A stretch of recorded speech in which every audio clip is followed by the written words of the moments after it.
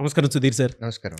Sir జనరల్‌గా government job prepare అవ్వాలి అనంటే any competitive exam sir intelligence ఇంపార్టెంటా? కన్సిస్టెన్సీ ఇంపార్టెంటా? ఏది ఎలా బ్యాలెన్స్ చేయాలి అసలు? ఇంటెలిజెన్స్ అనేది దేవుడిచ్చే వరం అండి అది. మీకు అంటే మీరు ఈ క్వశ్చన్ అడిగినప్పుడు నాకు ఎన్ఐటి వరంగల్‌లో నా క్లాస్‌మేట్ గుర్తొచ్చాడు. నవీన్ పాతా అని. అతను ఒక బుక్‌ని 2 డేస్‌లో కంప్లీట్ చేస్తాడు. బుక్ మొత్తాన్ని ఇంకా కూర్చొని అట్లా చదివేస్తాడు. ఆ తర్వాత మనం ఎగ్జామ్ పెడితే టెక్స్ట్ బుక్‌లో ఎలా అయితే ఉందో యాజ్ ఇట్ ఈస్‌గా ఒక 85% మ్యాచ్ తోటి యాజ్ ఇట్ ఈస్‌గా రాసేస్తాడు. వాహ్!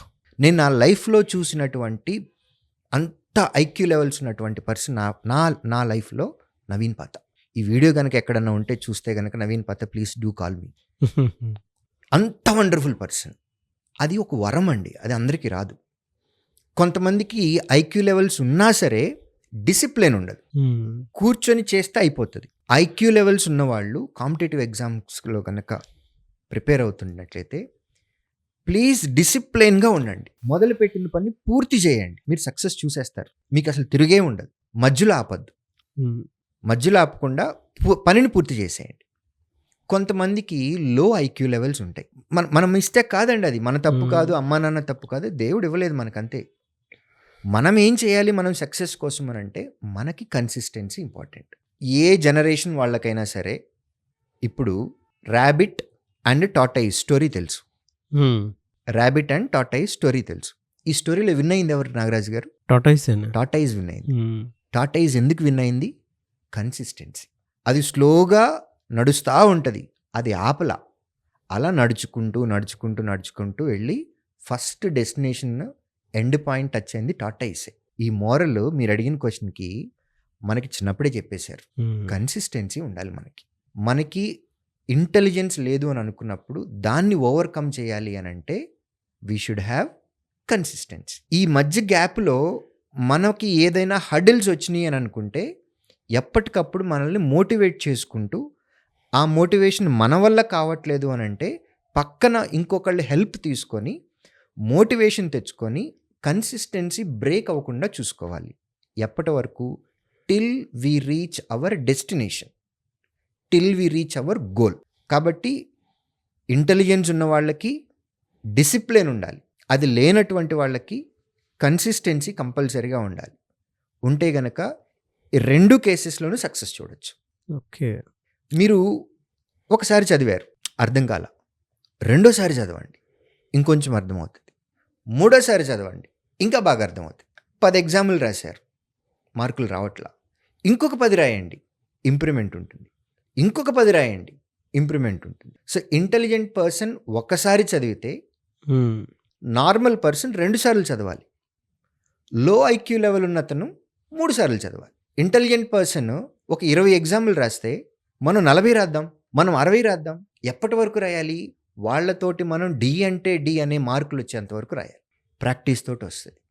ఆ ప్రాక్టీస్ అనేది చదవటంలోనూ రిపీటెడ్గా చదవటం ప్రాక్టీస్. మాక్ ఎగ్జామ్స్ ప్రాక్టీస్ చేయాలి. ఒక పర్టిక్యులర్ చాప్టర్లో పర్సంటేజెస్లో మార్కులు రావట్లేదు.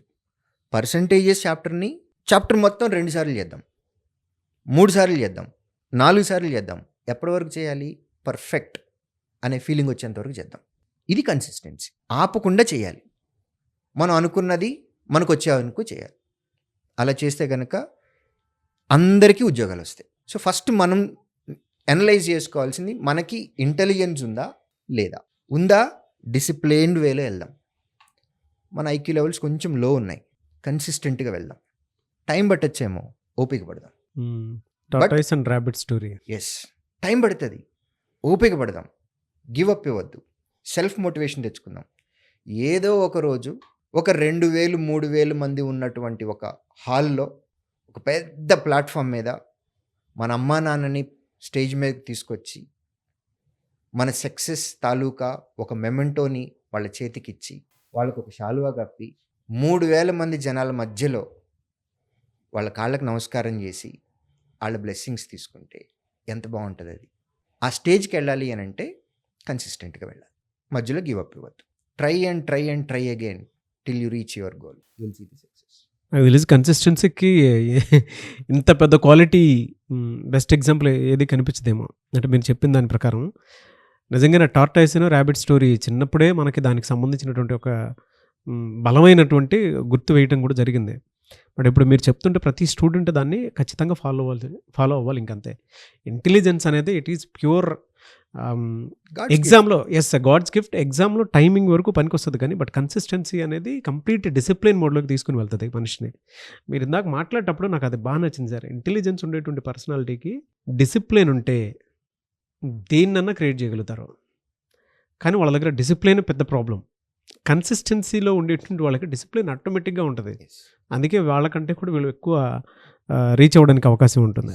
Thank you so much Sudheer గారు. Thank you. చూసారు కదా వీడియో. ఈ వీడియోపై మీ అభిప్రాయం కామెంట్ బాక్స్లో పోస్ట్ చేయండి. ముఖ్యంగా మీరు కనుక ఏదైనా గవర్నమెంట్ జాబ్కి కనుక మీరు ప్రిపేర్ అవ్వాలి అనుకునేటువంటి వాళ్ళు స్క్రీన్ మీద శ్రీధర్ సిసి కాంటాక్ట్ నెంబర్ కనిపిస్తుంది. దానికి మీరు కాల్ ఆర్ మెసేజ్ వాట్సాప్ చేసి మీ పేరెంట్స్ తోటి ఒకసారి విజిట్ చేయండి. అండ్ అక్కడికి వెళ్ళిన తర్వాత ప్రస్తుతం ఉన్నటువంటి నోటిఫికేషన్స్ ఏంటి, ఎలా జాబ్ క్రాక్ చేయాలి, ఎన్ని డేస్లో అయితే బాగుంటుంది, అన్నీ క్లియర్గా మాట్లాడుకొని మీరు వెంటనే జాయిన్ అవ్వచ్చు. అండ్ నేను ఇలా చెప్తున్నాను కదా, ఒక్కసారి ట్రాక్ రికార్డ్ మొత్తం చూడండి. వెబ్సైట్లో మీరు కనుక చూస్తే 2 తెలుగు రాష్ట్రాల్లోనే కాదు ఇండియాలోనే ఎక్కడా లేని విధంగా ఒక్క తెలుగు స్టేట్లోనే శ్రీధర్ సిసి ఇచ్చినటువంటి గవర్నమెంట్ జాబ్స్ క్రాక్ అనేది ఇంకెక్కడా లేదు. మీరు వెబ్సైట్ కూడా చెక్ చేస్తే తెలుస్తుంది సక్సెస్ రేట్ ఏ విధంగా ఉంది అనేది. ఇండియాలో కూడా మీకు ఎక్కడా కనిపించదు. సో ఎవరైనా సరే మీ పిల్లల్ని జాయిన్ చేయించాలి అనుకుంటే మాత్రం స్క్రీన్ మీద కనిపిస్తున్న నెంబర్ సంప్రదించండి. ఈ వీడియో లైక్ చేయండి, షేర్ మాత్రం తప్పకుండా చేయండి. ఇలాంటి మరిన్ని వీడియోస్ కోసం మా ఛానల్ ఫాలో అవ్వండి. Thank you.